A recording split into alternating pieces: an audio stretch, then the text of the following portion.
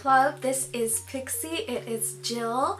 I wanted to do another mental health update, chit-chatty personal video, so if you are interested in hearing me talk about my life and healing and stuff and my progress with DID and stuff, this is the video for you. I have a lovely beverage. Please feel free to grab a snack or a beverage. Not that I think this will be a particularly long video, but I don't know, just for augmented coziness, I have some updates. And it's really interesting to me how this has all played out, and I've been just learning so much about myself, so I really want to come on and chat about it because healing is good and, you know, lived experience is valuable, maybe, and because I have a blog. So let's get to it. Probably a good place to start this story, this video, is that I posted a video in early January of this year talking about our first fusion that we had. So with healing and progress and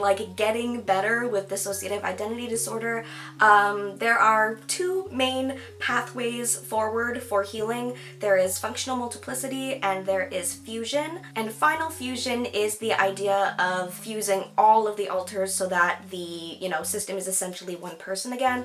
There is some debate on whether that is achievable or how rare it is for people to achieve it or how long that lasts. Ever since the start of our healing journey with DID, once we got diagnosed and stuff, we've just been open to whatever is natural, whatever happens. I just want to get better. I just want to be the best version of me that I can be. That's a, insanely tired cliche, but it's true. Integration is parts or alters getting closer together. Amnesia walls are lowered. They have better communication because, you can have alters that aren't even aware of each other. Alters that, don't get along. Right now we are at a state where all of our alters know about each other, at least I think. And we also all, thankfully, get along for the most part. Things happen, but it is kind of the roommate situation up here is pretty peaceful and amicable, and I am also very grateful for that because I know a lot of folks with DID or OSDD, there can be straight up wars going on up there. But one big thing with DID is that while there is a set list of symptoms and characteristics that you have to be diagnosed with it, every system and every person with DID is really different. Some people have thousands of alters, some people have 3. Some people split new alters really frequently. Some people have subsystems, are polyfragmented, higher amnesia, lower amnesia, more overt, more covert. And that'll come into play later because I really was confused about the way I seem to fuse. So I mentioned the video that I posted in January of this year about our first fusion, which was of a part that I wasn't even aware was there. And I did get a name and I got an image and I was able to kind of interact with her, and I saw her inside very blurry and faded for a short period of time as she fused in. And I thought that was weird because when you think about fusion, I always imagined okay, well, it'll be Cliff plus me will equal a slightly more business-oriented, capable version of me, and me plus Jer will be me at peace with my borderline and stuff. But for some reason, the alters that I'm aware of, we're all just hunky-dory. But I seem to keep fusing parts that I didn't know were there at all, which is not a problem, it's just weird. It's just something that doesn't seem to be common, but I guess I have these hidden, locked away, small, even maybe fragments of myself. It seems whenever I get closure to a big trauma or I have a big healing life moment, maybe I get an apology from an abuser, maybe, I finally put some big horrible, traumatizing, ongoing thing to rest. I finally, confront someone who hurt me, or maybe someone who has hurt me comes and again gives me an apology. Things like this, or big realizations, It seems to have happened again recently that I've had a fusion of a part that I didn't know was there. And again, I'm all open to this, because it's all very positive. And I'm gonna get into the, how do I know? What does that feel like? Because it's so undeniable what I'm experiencing. And it's like, I cannot imagine this being anything else because it's so screaming at me. It feels like I time traveled here. It feels like I skipped. And you know, I'm sure eventually I will start to fuse the alters that I, you know, talk to on a day-to-day basis. And that is, you know, there is a tinge of sadness to that. Like, I'm not gonna lie. I'm not gonna lie. And it's also just scary because change is scary. But, you know, I am still changing majorly, nonetheless, with these weird little, like, secret fusions. So yeah, let me talk about this recent one that has happened. I didn't get a name or an image. This is all purely vibes, feeling, memory, senses. A lot of it is memory, muscle memory, and like the brain memory. So yeah, what tipped me off to be like, oh my god, I think I fused again? Well, first of all, I had two pretty major closure life healing moments within the same like week or two of each other over the past month. And they were both related to things that kind of started or happened in 2018.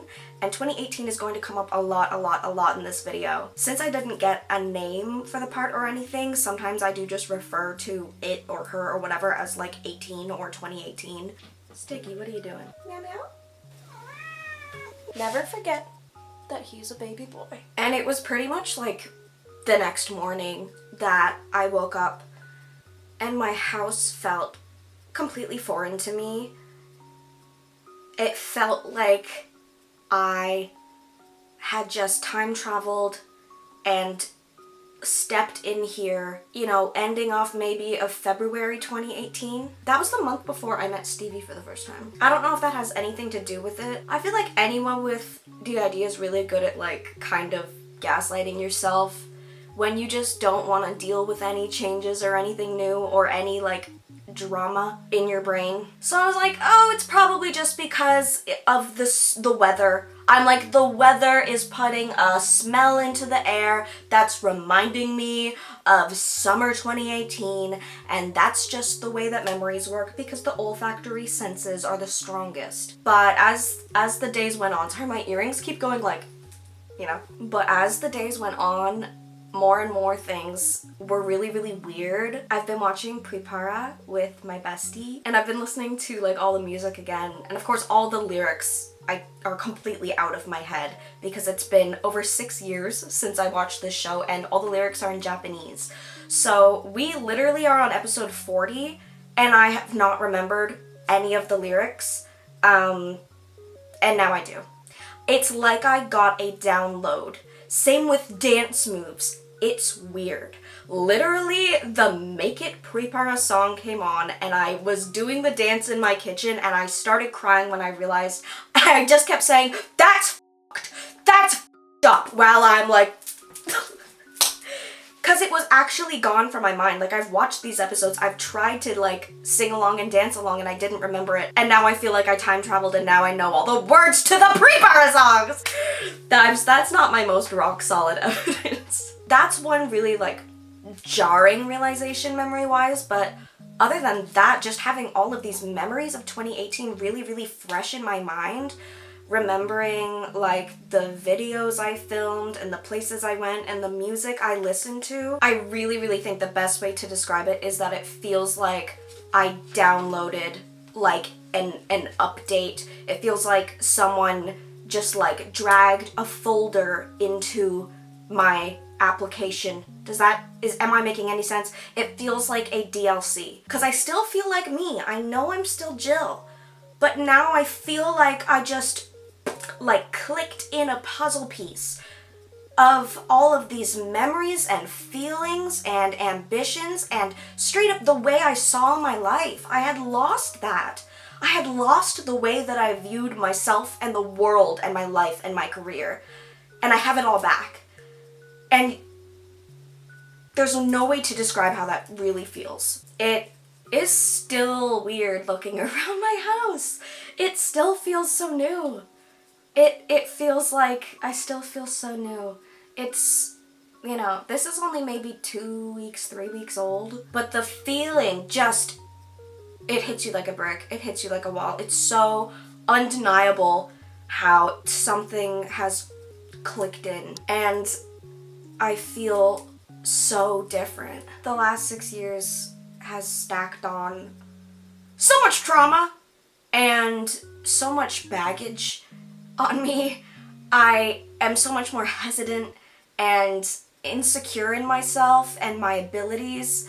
I have gone through so much identity confusion. I didn't even know if I wanted to keep doing this as my job, which is crazy to me because I feel so lit on fire right now with inspiration and joy and motivation. I really feel like I time skipped 6 years, and the things that have happened over the past 6 years, moving here, doing Kawaii, going to college, being with Stevie. I'm aware of this list of important events that has happened, but it doesn't feel like that all belongs to me anymore. It doesn't feel like I really did all that. I have extremely blotchy memory of my Japan trip in 2019, which is really weird, and I'm glad I vlogged it because I remember 3 events from that. It's just wiped.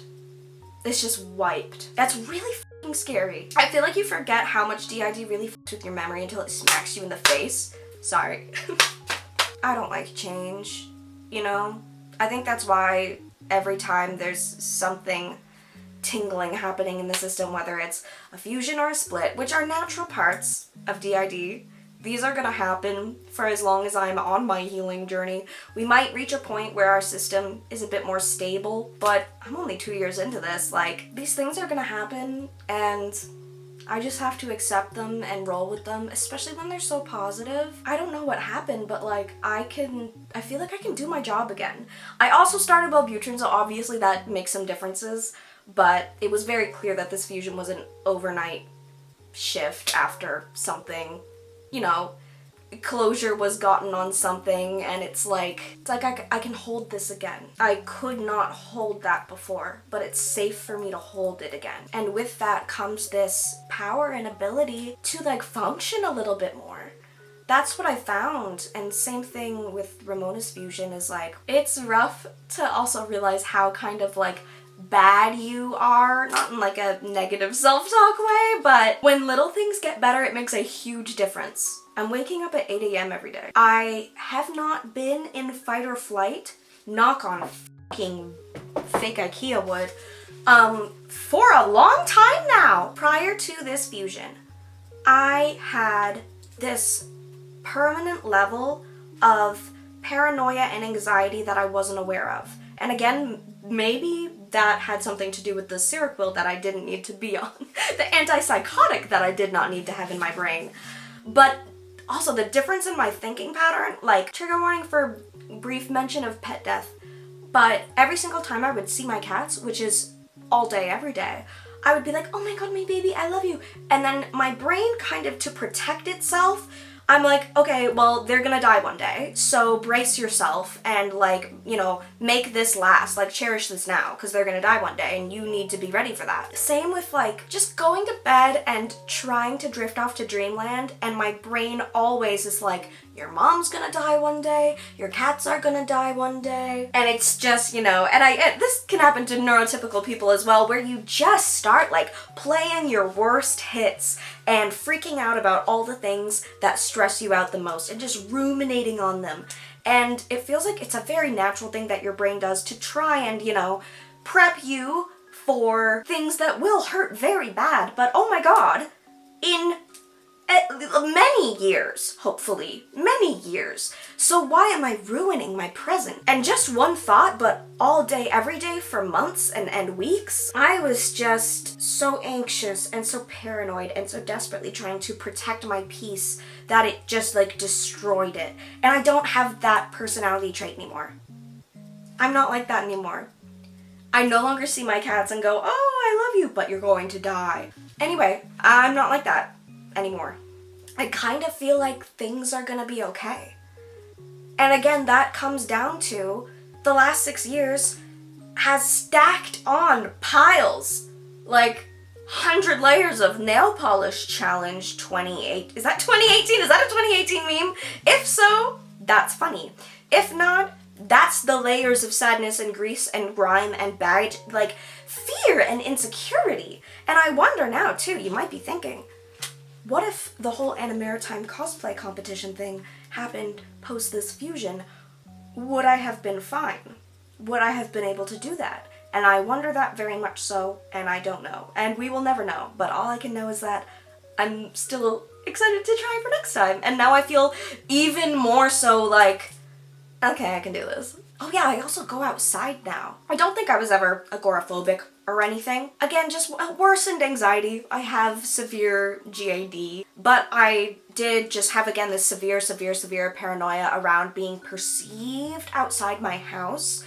And not even in a, like, what if they know me from the internet thing? Just in a severe anxiety I don't want to be perceived way. Which, again, hello, I'm literally making a YouTube video, like, with strawberry rainbow hair. Like, what the fuck? But it's because this is a very controlled environment. I'm going to edit this up. I'm wearing pajama shorts, and I have a lovely beverage. Like, this is such a safe space. But the thought of one of my neighbors seeing me get into my car and them thinking like, ugh, what a mentally ill freak. I don't know! Again, freaking out about things that don't need to be freaked out about. I don't do that anymore! There was a rainbow the other day. I ran out with my camera to go see the rainbow. I literally wasn't even wearing pants. You couldn't, like, obviously I was wearing like a gigantic shirt. But,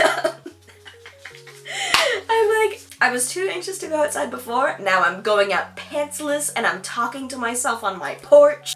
I'm half kidding. But yeah, we have a little deck porchy thing on the back of our townhouse. And it's like a nice big deck and I have a cute bistro thing. And I was so scared to go outside, even 5 feet outside of my back door, which is like private and secluded. Like, you're not gonna fucking find me. The deck just ended up being like a storage space, basically. And it was just like a sad, neglected, not aesthetic area for, I literally want to say 2 years. I go on my porch now and I move the pots around and I sweep. And I can email now! I can email! I emailed my accountant and my landlord today. And I didn't even freak out and I didn't even go into fight or flight. That is unheard of. Unheard of for me. So yeah, go me. Go me. I'm functioning, I'm slaying, I'm going outside, I'm emailing, I'm doing my job, I'm waking up, I'm not thinking about death as much. I have noticed, BPD symptoms have gotten a little bit worse. A little bit worse. Mostly in like a little bit jealous, a little bit like, who is that cute cosplayer on your For You page? A little bit like, why aren't you spending time with me? A little bit like, am I being too clingy? So I'm being very aware of that, hyper self-aware of that, and also communicating literally to Stevie. I was like, my BPD is worse, so I'm sorry. But yes, working on that, because I have all the tools and, you know, the answers and the things to tell myself that have worked before so amazingly. So you just kind of have to do it again. That's really funny. I wonder how many times throughout my life I'm gonna have to heal BPD in different parts. Oh no. It's fine, I love myself. So yeah, is this just the way I am? Is this how my fusions are gonna go? Cause, I mean, it's always good. I always feel better after. It does feel really fucking weird to feel like your house is foreign and I just spawned here. Like, literally feeling like when I was in 2018 Googling and trying to find apartments and stuff, like apartment hunting, it was like I was looking around at my future apartment being all decorated and lived in with like loved ones and like, I don't know, spaghetti in the fridge. It kind of made me feel even more like everything is okay. Everything turned out okay. You're fine. You're fine. You're fine. That was something I also really struggled with. Again, like, for no reason. Well, the PTSD is the reason. But feeling really unsafe in my home.